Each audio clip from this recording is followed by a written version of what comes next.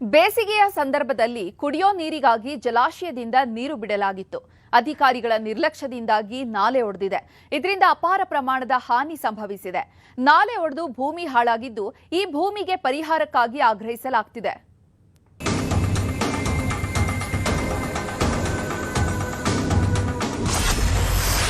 ಎಡದಂಡೆ ಕಾಲುವೆ ಒಡೆದು ಅವಾಂತರ, ಭತ್ತದ ಬೆಳೆ ನಾಶ, ಪರಿಹಾರಕ್ಕಾಗಿ ಆಗ್ರಹ. ರೈತರ ಜೀವನಾಡಿ ತುಂಗಭದ್ರಾ ಜಲಾಶಯದ ಎಡದಂಡೆ ನಾಲೆ ಒಡೆಯೋದ್ರಲ್ಲೇ ವಿಶ್ವ ದಾಖಲೆ ಮಾಡಿದೆ. ಈ ನಾಲೆಯು ಸರಿಸುಮಾರು 110 ಬಾರಿ ಒಡೆದಿದೆ. ಈ ಮಧ್ಯೆ ಜಲಾಶಯದ ಹೊಸ ಕ್ರಸ್ಟ್ ಗೇಟ್ ಅಳವಡಿಕೆ ಕಾರ್ಯ ನಡೆಯುತ್ತಿರೋ ಹಿನ್ನೆಲೆ ಈ ಬಾರಿ ಜಲಾಶಯದಿಂದ ಎರಡನೇ ಬೆಳೆಗೆ ನೀರು ಬಿಟ್ಟಿಲ್ಲ.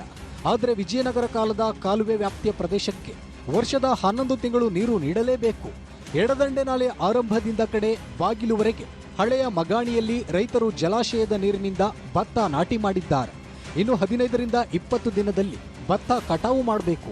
ಕಾಳು ಬಲಿಯುವ ವೇಳೆ ಎಡದಂಡೆ ನಾಲೆಯು 13ನೆಯ ಮೈಲ್ ಬಳಿ ಒಡೆದಿದೆ. ನಾಲೆ ಒಡೆದಿದ್ರಿಂದ 100 ಎಕರೆ ಭತ್ತ ಕೊಚ್ಚಿಕೊಂಡು ಹೋಗಿದೆ. ಸಾಗುವಳಿ ಭೂಮಿಯೂ ಹಾಳಾಗಿದೆ.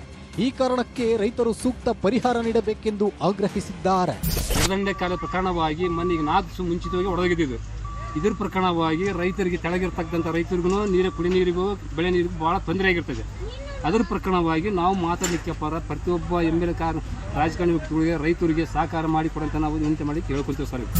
ನಾಲೆ ಒಡೆದ ಸ್ಥಳಕ್ಕೆ ಜಿಲ್ಲಾ ಉಸ್ತುವಾರಿ ಸಚಿವ ಶಿವರಾಜ ತಂಗಡಗಿ ಭೇಟಿ ನೀಡಿದ್ರು. ನಾಲೆ ಒಡೆದಿರೋದ್ರಿಂದ 97 ಎಕರೆ ಭೂಮಿ ಹಾಳಾಗಿದೆ. ಈಗಾಗಲೇ ಸಮೀಕ್ಷೆ ಮಾಡಲಾಗಿದೆ. ಸರ್ಕಾರ ನಿಯಮಾವಳಿಯಂತೆ ಪರಿಹಾರ ನೀಡಲಾಗುವುದು ಅಂತ ಭರವಸೆ ನೀಡಿದ್ದಾರೆ. ಬೆಳೆಗಳ ಹಾನಿ ಆಗಿದ್ದಾವ ಅವನ್ನ ಪರಿಹಾರ ಕೊಡ್ತೀವಿ.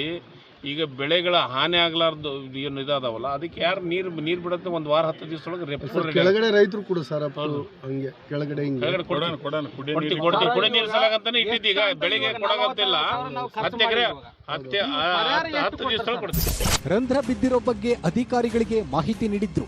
ಅಧಿಕಾರಿಗಳು ನಿರ್ಲಕ್ಷ್ಯ ವಹಿಸಿದ್ದಾರೆ. ಹೀಗಾಗಿ ನಾಲೆ ಸುಮಾರು 30 ಮೀಟರ್ ಒಡೆದಿದೆ. ಸಚಿವ NS ಬೋಸರಾಜು ಹಿರಿಯ ಅಧಿಕಾರಿಗಳಿಂದ ತನಿಖೆ ಮಾಡಿ ವರದಿ ನೀಡಲು ಸೂಚನೆ ನೀಡಿದ್ದಾರೆ. ಅಧಿಕಾರಿಗಳ ನಿರ್ಲಕ್ಷ್ಯ ಕಂಡು ಬಂದರೆ ಕ್ರಮ ಕೈಗೊಳ್ಳಲಾಗುವುದು ಎಂದು ತಿಳಿಸಿದ್ದಾರೆ. ಚೀಫ್ ಇಂಜಿನಿಯರ್ಗೆ ಹೇಳಿದ್ವಿ, ಅದನ್ನು ತಕ್ಷಣ ಸ್ವಲ್ಪ ಎಂಕ್ವೈರಿ ಮಾಡಿ ಯಾವ ಕಾರಣಕ್ಕಾಗಿತ್ತು, ಮೊದಲು ಏನು ಪರಿಸ್ಥಿತಿ ಇತ್ತು, ರೈತರು ಏನು ಕಂಪ್ಲೇಂಟ್ ಮಾಡಿದ್ರೆ ತಿಳ್ಕೊಂಡು ಯಾರು ಅದ್ರ ಬಗ್ಗೆ ಸರಿಯಾಗಿ ನಿರ್ವಹಿಸಿಲ್ಲ ಅವ್ರ ಬಗ್ಗೆ ಒಂದು ರಿಪೋರ್ಟ್ ಕಳಿಸೋದು ಹೇಳಿದ್ವಿ. ನಾಳೆ ಹೋಗಿ ನೀರಾವರಿ ಇಲಾಖೆ ಸಚಿವರು ಸಹಿತ ಗಮನ ತಂದು ಯಾವ ರೀತಿಯಾಗಿ ಈಗಾಗಲೇ ಕಾರ್ಯದರ್ಶಿಗಳಿಗೆ ಹೇಳಿದ್ವಿ. ಒಡೆದ ನಾಲೆಯ ದುರಸ್ತಿ ಕಾರ್ಯ ನಡೆದಿದೆ.